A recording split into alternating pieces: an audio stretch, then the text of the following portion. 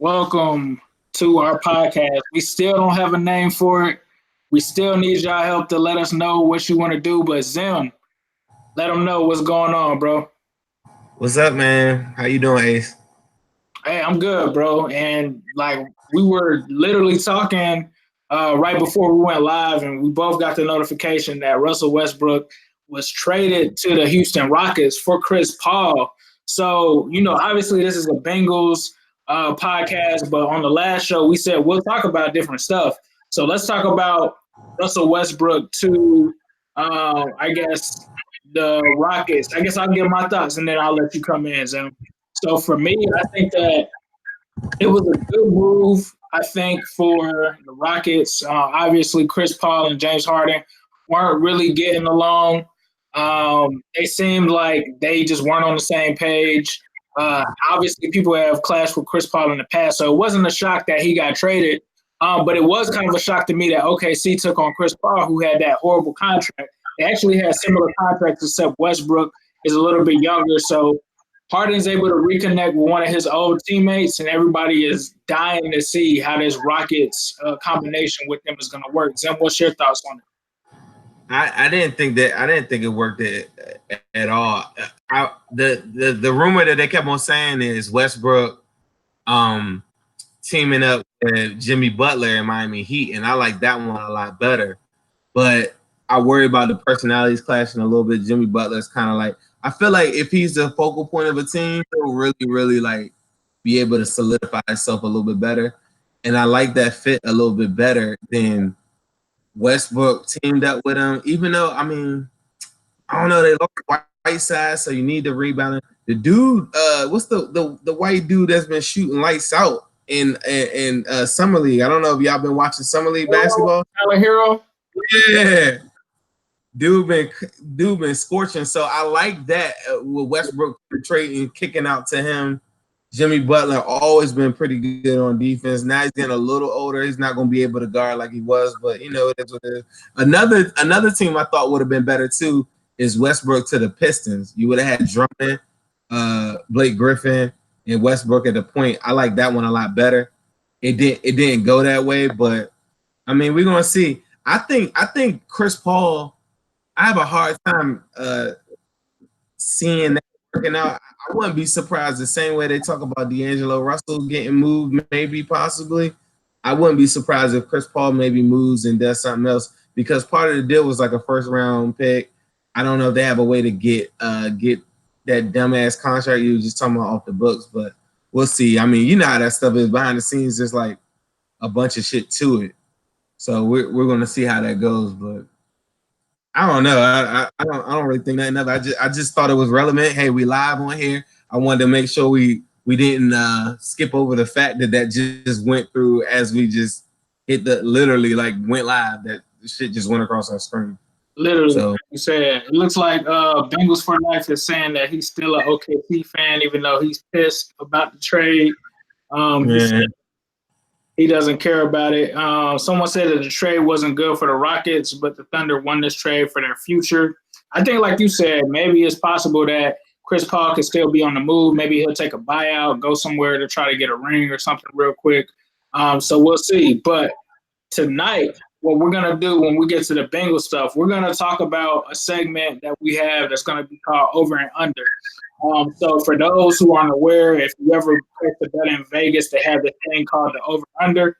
And usually in the over-under, you have to say whether, if we're saying, for example, AJ Green is going to have 1,000 yards, you have to place a bet whether it's over 1,000 yards or under 1,000 yards. Obviously, we're not placing a bet, but that's going to be the gist of what we're doing here. So what we're going to do is we're going to put a Bengals spin on that, and we're going to say over and under for Bengals related topics. So I've got here.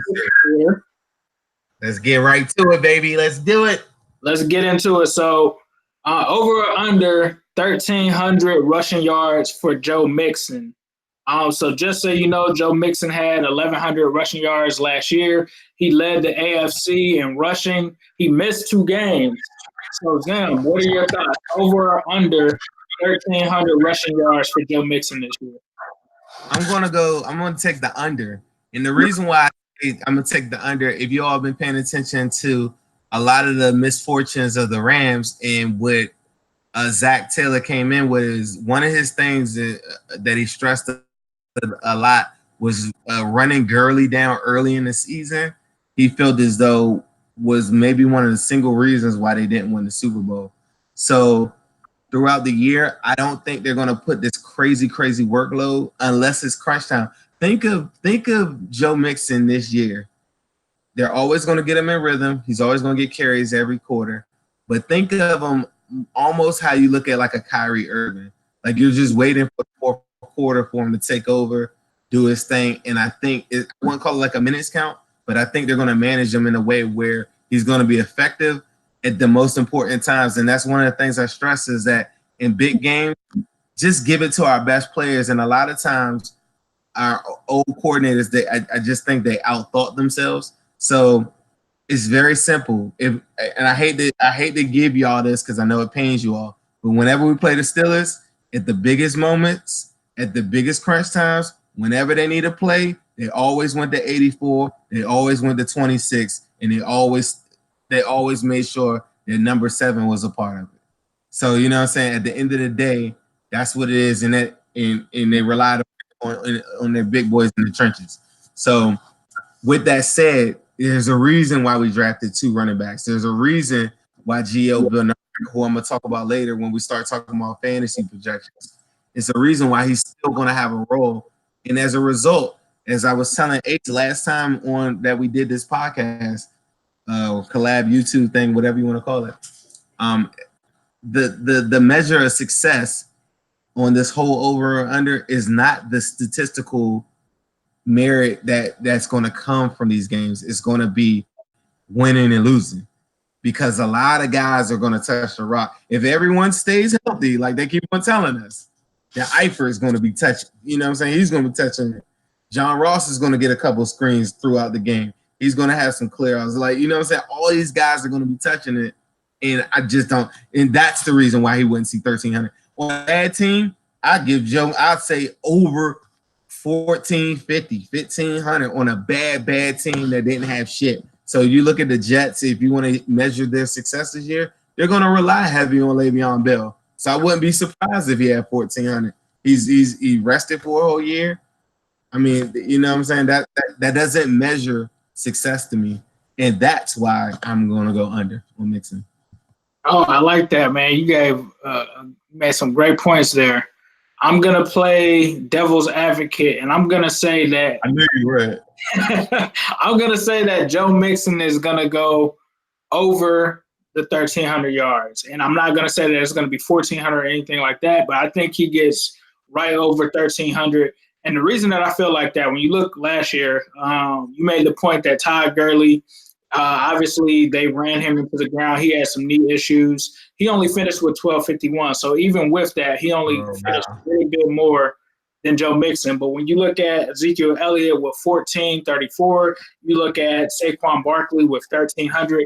And for me, when you look at the offseason moves that the Bengals made, you can tell, just like with the Rams, that he's going to be the focal point of our offense. And outside of A.J. Green, I think he's the most valuable piece on this offense, in my opinion. And I think that you combine that with the 2 lost games last year. Now, that's one thing that's a wild card. If he gets hurt, then this prediction is out the window. You talk about him getting 1,100 last year, missing 2 games. You know, if he were to play 2 games, I could argue that he could have ended up with 1,300 last year. So for me, I think the combination of him possibly playing 16 games, him being the focal point of the offense, and an offense that's geared towards him, especially the play action, that can bode well for him, I think. And the fact that this guy last year led the league or was close to leading the league in rushes of 20-plus yards. I know it was something close near the top of the league. So I think that bodes well with him. And then the fact that he did it last year with a pretty mediocre offensive line, which our line is a little bit above mediocre this year. But with him having Westerman there on the inside instead of Redmond, I think that he can do it. To me, it's the same damn line. Hey, I just want to, because last time I didn't do this. I really want to make sure I do this. I'm just reading some of the comments. My man Charlito says Mixon will have over 1,000 yards for sure. Who else did I see just now? I think some people agree with you on the under. It looks like Ham Beast agreed on the under. What's up, Ryan? Dominic says over. I think I bet. Let me see. Next. Dominic said he loved for it to go over. They drafted 2 backs. But like someone else did point out to me that they said that somebody wrote that. I'm sorry I missed that or whatever. Somebody told me that those 2 new rookie running backs aren't going to make much action. Let me tell you this: if everyone stay healthy, absolutely, you probably see what's the one kid? Not Harrison. What's the Travion Williams? Yeah, you might special teams. I don't know what the role is going to be. I need to see it at camp. But if anybody goes down, anyone gets hampered with an injury, they're absolutely going to get thrown right into it. So that's the only argument that I would say against that. But I do agree with you. Yeah, those backs probably wouldn't see that many carries for sure. But what's your next over or under right here? Next over and under. Let's talk about the red rifle. If y'all late to this, we're doing over and under for Bengals projected stats this year.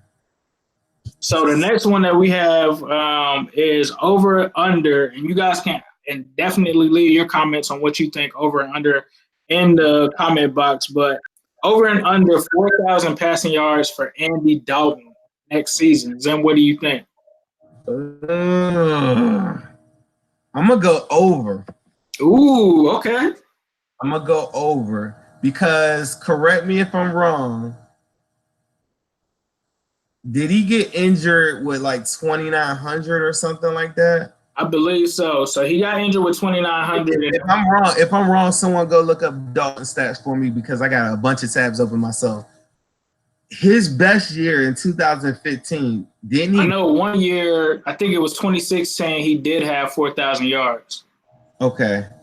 And so I'm going to go over on the strength of. Yeah, he had 4,200 in 2016. Let's see, 27. Captain America says because he doesn't have the balls to do it, he's not going to get it. And he doesn't have hair. He's not going to have the balls to make anything worth shit. But I'm going to tell you this, like I tell everybody during the live streams, Andy Dalton is the king of statistical sneakiness. Like he'll have like the worst game that you've ever seen and walk out of that thing like 50-something% passes, which isn't excellent. You want to be around the 65, 70%, like the top tier quarterbacks. So he'll walk around like 12 for like 24, 180, like weird number. Like he'll average, like in order to average that, you need to have, correct me if I'm wrong, people, 289, 290 a game. Because Roethlisberger just did a 4,500 and he's around, and I think he's around 289, something like that. Andy's always around 225. So if he's going to be at 4,000, 16 games, I'm not good at math, people. That is, let me see, that's 250. So he's sneaky with the 220, 225. I think Zach gives him an extra 25 a game. And that's how he gets to 4,000. Like, and mind you, he's got to be healthy. He can't have no weird thumb stuff. And I'm even factoring in if he missed a game or two on the strength of, he's going to go off on somebody for a good 3-something, 400 to make up the ground. Right. So it looks like in the comments we got Ryan McKeon saying under. Davis Martin says over. Z Money says under. Bengals for Life says slightly over. He said slightly over like 4,000 yards. Somebody said Jake Dalagala. I'm sorry, I'm butchering his name. Just playing, he'll go over. Somebody says he'll get like 3,000. I think I'm gonna go with Dalton getting the under, and I'm gonna say the under only because this is a brand new system for him. He's been in how many systems the past 3 years? If they really have a concentration on running the ball, that could bring his numbers down a little bit. But I think he's gonna be at around 3,800, 38 to 3,900. Hey, I'm not but saying it's a system. It's a system that works for him. Out of all the NFL quarterbacks in the NFL, Dalton is in the top 8 as far as play action passes. His downside is that Jared Goff last year ranked 4th in the NFL as far as yards per play action pass. Andy Dalton ranked 8th, and he's at 8.5 yards a throw. Goff is at 10.2 or something like that, and he ranked 4th. I think the year before that, Goff was like 2nd. I've been looking at a lot of Ram stuff, but play action pass, Dalton is always at the top of the league as far as play action pass. Now, the one caveat that I would lean with you on that is this. Too much of play action pass doesn't do anything if you haven't had an established run game, as we all know. A lot of play action doesn't mean that it's going to, mean success just because he did it well before. But I'm banking on the fact that the run game is going to open up a little bit more. I don't think the line improved like most people think drastically. I think it's really damn near the same, or you're going to get damn near the same production. But I'm banking on all of our guys being there, or the majority of the guys being there, and it's just opening up one-on-one matchups. To be honest with you, I really was just going with the under for the sake of not agreeing with you before we going against me. Before we did the show. Honestly, I think that he will get over the 4,000, because another point too is the fact he's in a contract year, so he's gonna have to ball out and have a good year, like you said. And with that system, yeah, I think I can be convinced to go to the over on that pretty easily. So the next one we have, I'm going to say over or under 7 touchdowns for John Ross. What you think, Zell? And what do you guys think? Leave it in the comments. I'm going to absolutely, definitively, without a doubt, unequivocally say no, under 7. And people think that's crazy because I'm a John Ross dude. If you all get a chance to check this out, follow New Stripe City on YouTube. Please. When this is over, while it's going right now, subscribe to him, because the information that this guy has on here is amazing. The last show that we did, I went in depth on why I think John Ross' role will change. You need to see that. But I'm saying under because I do think he's going to have a successful season that will have more yards than the previous year for sure.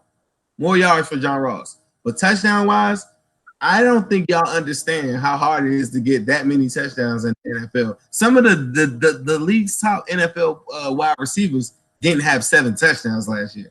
So I'm going to go under because I feel like that was a weird unicorn season where not that much yard between the 20 and 20-yard line and all these red zone touchdowns. I could see him having that, but if Eiffer's healthy, he's going to take some of that. If Boyd is healthy, he's going to take some of that. And of course, if AJ Green is healthy, he's going to take some of that. Man, you made a great point about that last night. Come on, man. I'm with it. You made a great point today. But what I'm going to say is I don't think he's going to get 10 like I said last night. But I think when I think back about it, and I think about 2015, if I'm not mistaken, and my memory might not serve me correct, but I think AJ had 10 touchdowns. I know Eifert had about 15 or 16. And what I think John Ross will get is similar to what Marvin Jones got that year, and I'm going to go with 8 touchdowns. So I think that John Ross can get 8 touchdowns. I think, like you said, with the receiving yards, I think it's going to be probably in the 4 to 5s or something low like that. But I think that he's going to get 8 touchdowns just from some gimmicky plays, some things with people not kind of taking him seriously and kind of falling asleep with AJ Green and Tyler Boyd. So get this, people. My man Ace Boogie is saying John Ross is going to get some touchdowns on the strength of some flea flickers and shit. They about to bring out the tricks. I think at least 2 of those. I think 2 flea flickers. Hey, but y'all write that down. My man said he. Write it down. I'm saying John Ross will have 8 touchdowns. I think that this is going to be the year that he takes a step. If y'all didn't know no better, y'all would think that he was the John Ross guy, and I wasn't. It's like we flip flop. Just to let y'all know, I'm the John Ross guy. He's not the John Ross guy. Just so you got insight on it. But that's why we do this, because we got a bunch of people saying over. I got Dominic saying 21 receptions, seven touchdowns. That's a weird combination. I got Bengals for life saying 700 yards.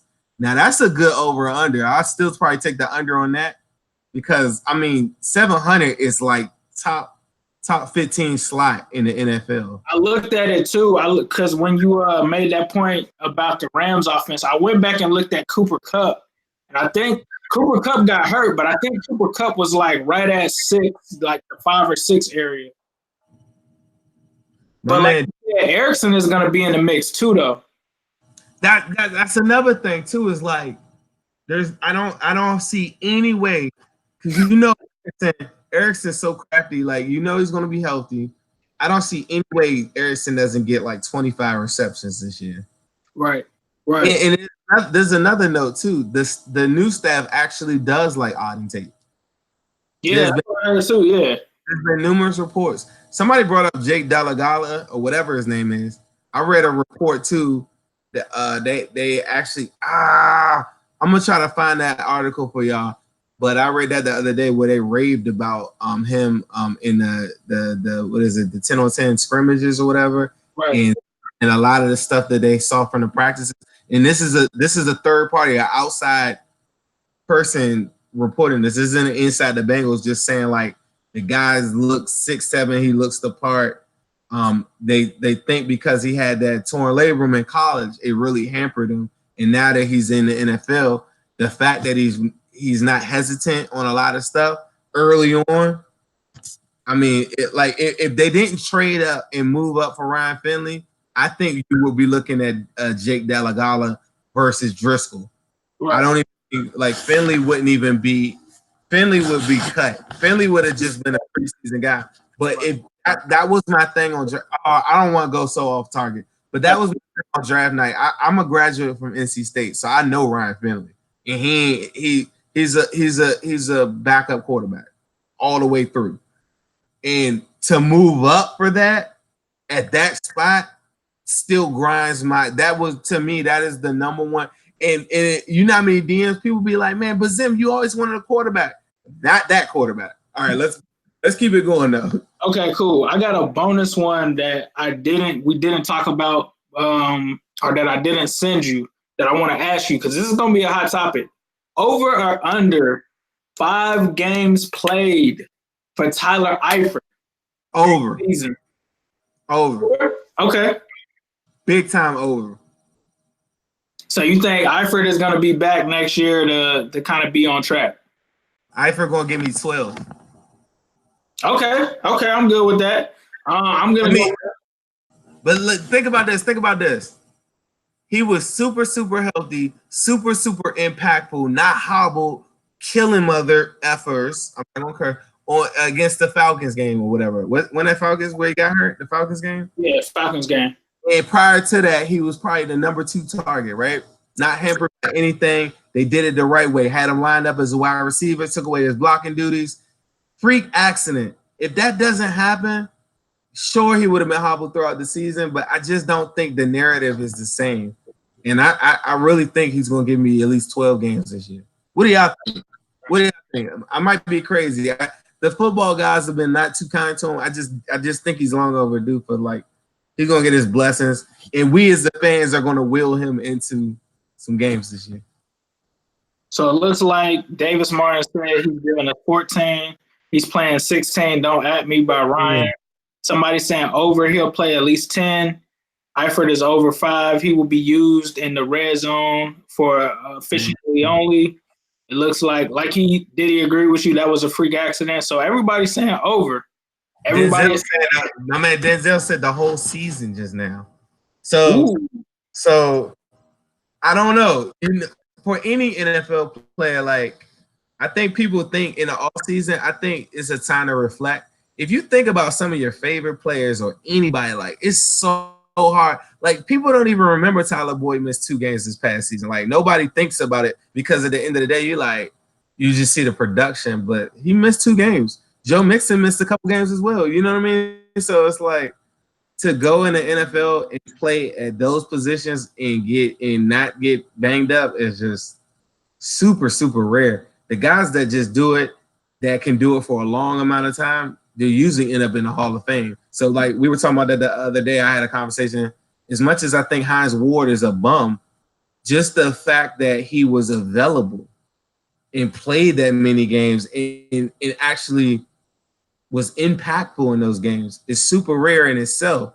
People like Steve Smith, yeah, he's absolutely super talented, but the fact that he was available, those are the things that give people a Hall of Fame. Like Emmitt Smith, like, is nowhere near. He's probably like the ninth best running back of all time, but he's the leading rusher in an instant Hall of Famer on the fact that he's available. It's super rare to get 16 out of anybody. I don't care who you are.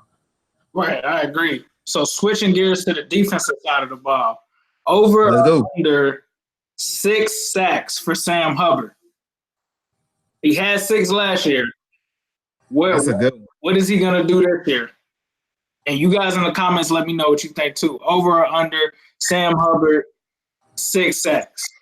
I'm going to go over. And part of the over is just because I just think from a defensive standpoint, they're going to scheme up some stuff a lot more than what they did last year. They're going to get out of this base stuff. I think they're going to take a lot of chances. The reports are that there were a lot of zone blitzes from Arumu.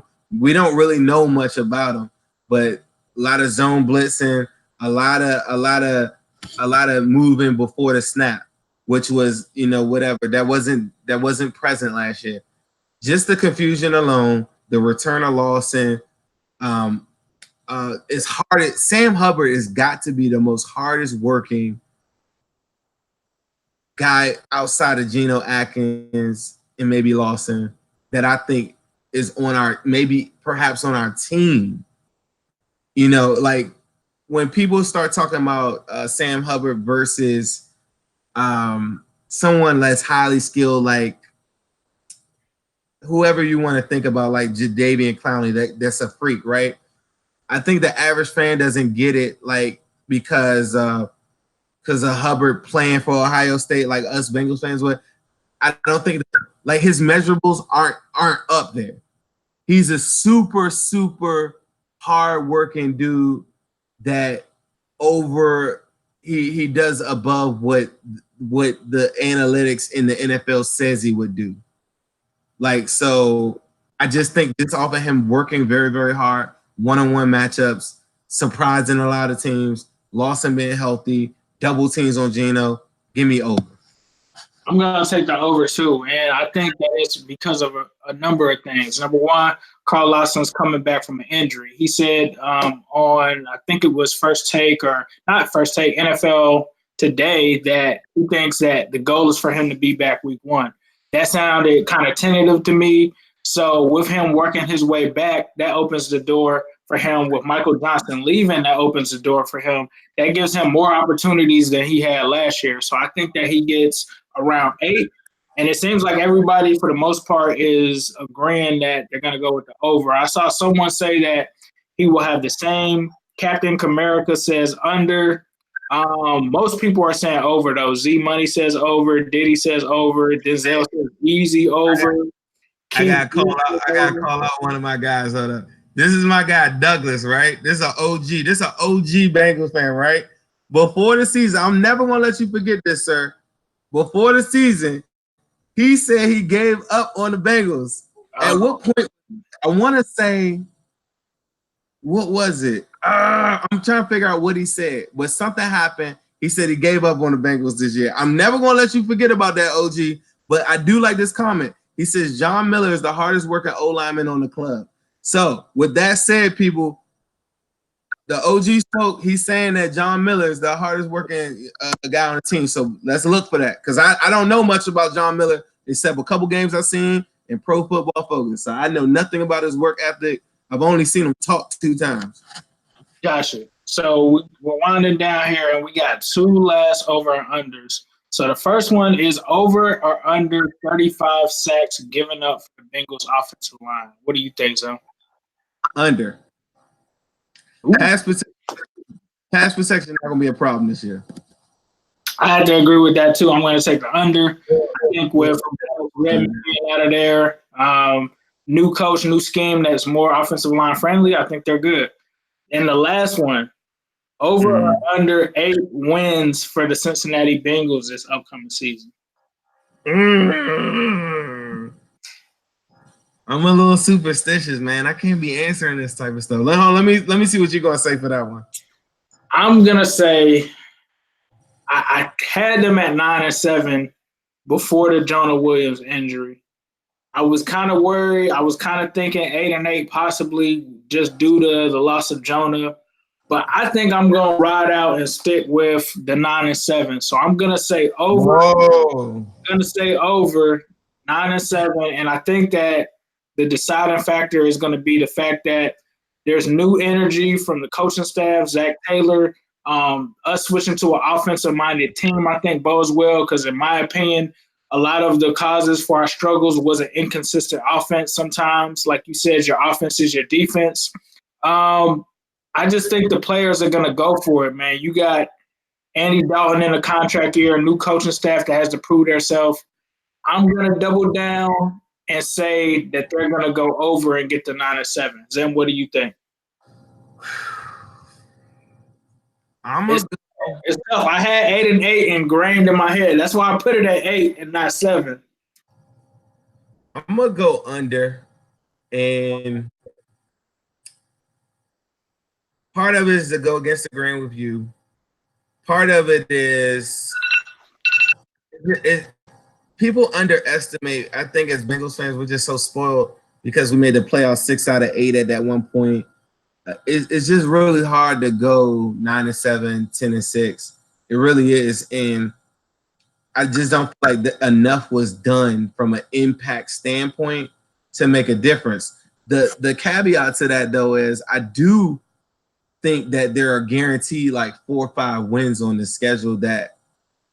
Not just because the teams are bad, it's just that we match up very well with them from what I see. Like our weaknesses, the shitty teams don't exploit them.